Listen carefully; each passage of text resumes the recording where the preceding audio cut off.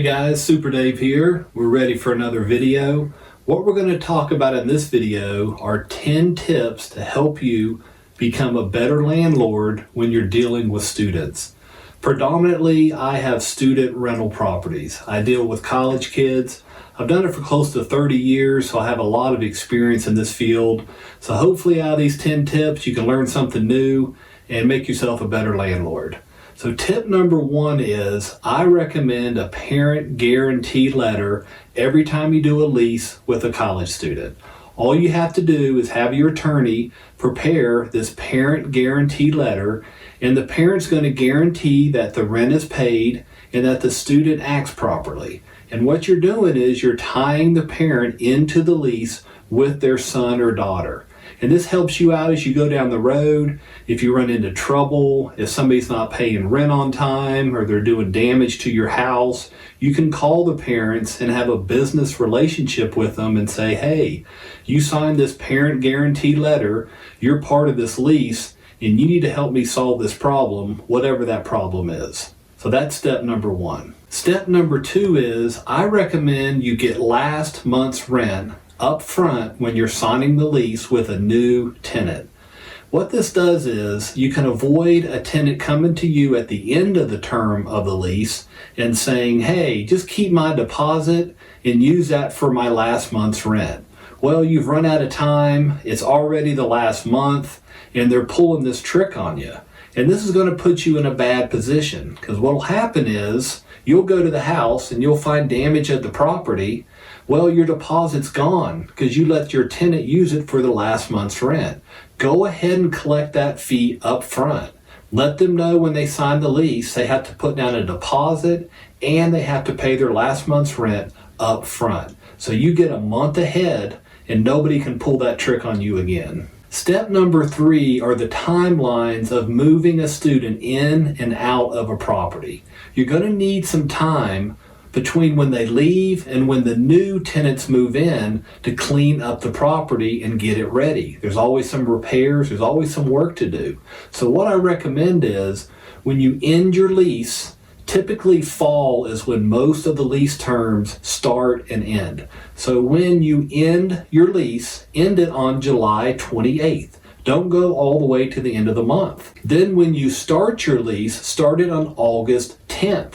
Give yourself all those days in between from July 28th to August 10th to create a gap. If you have a different time of year that you're turning your rentals over, create a timeline in between when they leave and when the new people start. This is going to give you some breathing room. It's going to help you get your rental property ready for the next tenants. Step number four is I recommend you have a turnover fund. This is just a fee that you have. So when it's time to turn over your property, you're going to have to get a cleaning crew in there. You're going to see the property. There's more damage than you thought you had. You're going to have to make those repairs. You're going to have to spend money in between when somebody leaves and when the new people start. So make sure you have a fund. Be prepared for the turnover and have some funds available so you don't get caught with no money and having to do a lot of work to your property. Tip number five is when I started doing my rental properties, I always dealt with carpet. I was cleaning carpet, I was installing new carpet. Well, over time, I realized to put in plywood. If you put in a high quality plywood for your flooring and put a couple coats of clear on it, that's the most durable, best flooring you can put in a rental house. Another item is tile. Tile is very durable and you don't have to clean it every year. Then I started to learn if I put a new wall up, I would build them out of plywood. I'm tired of sheetrock. Kids punch their hands through it. It's a lot of damage. It's hard to damage plywood. You need to make your properties durable because college kids are going to be hard on them. So every opportunity you have to replace a floor or replace a wall, I say do it with plywood. Step number six is the design of the house needs to be durable. It needs to be simple and durable. Like I just said, plywood is a great product. Go through the house and make it as simple and dummy-proof as possible. Another tip is go ahead and cover up the fireplace with a decorative piece of wood. and tell them the fireplace just doesn't work. And what this will save you is, if you have an open fireplace in a college rental, first of all, you're running the risk of burning your house down. Second of all, there's a lot of maintenance involved. You're going to have to get a chimney sweep every year. There's a lot of work you have to do to it. So I just cover it up with a nice piece of wood and eliminate that problem. Go through the whole house and think of ideas like that. How can I make it easier on me? How can I make the house more durable and make it simple to make my life easier? Step number 7 is make sure you have a good addendum attached to your lease. I've talked about this in other videos. I have a 41-page addendum attached to my lease.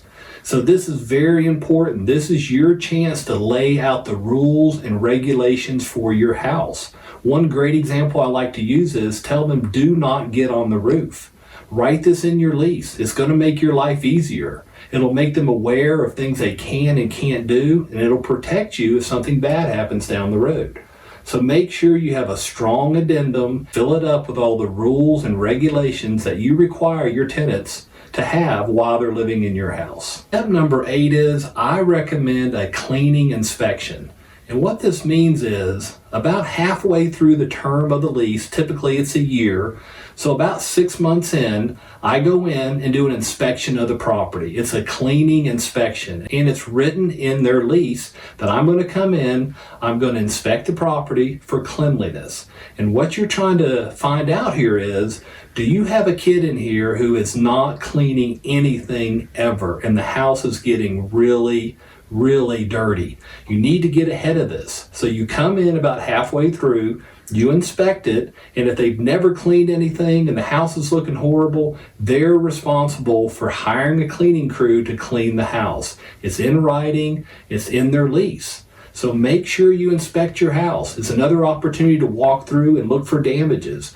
Don't wait till the very end and go look at your house for the first time in a year and realize how bad it is. Go halfway through the year, look how clean it is, see if they're tearing anything up. Get a good eye on the property so you're not surprised in the end. Tip number 9 is I always recommend to put everybody on the lease. If you have 5 guys or 5 girls living in a house, put all their names on the same lease. And the term here is they're jointly and severally liable. This means they all act as one unit.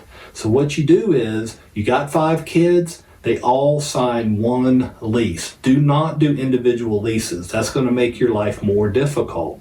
And the advantage of jointly and severally liable is if one person doesn't pay, that means everybody in the house is late on rent. They act as one unit. So you get to tie everybody together into one ball, and everybody has to pay rent on time every time. So put everybody on the lease together, and it's going to make your rent collection a lot easier. Tip number 10 is I always try to treat a college student with kindness and respect. The error I have seen is adults have college kids and they don't treat them with respect. They treat them like they're just little kids. They don't talk kindly to them, and I believe in kindness. If you're kind and respectful, they're going to treat you that way back. Treat them with respect. They're paying the rent. They're paying your bills. They are very important to you. So always treat everybody with kindness and treat them with respect. Okay guys, another video from Super Dave. I hope you got some good tips out of that on how to deal with college students. I really appreciate your time. If you could subscribe to my channel, give me the thumbs up, and make some comments below if you like. I'd be happy to answer them for you.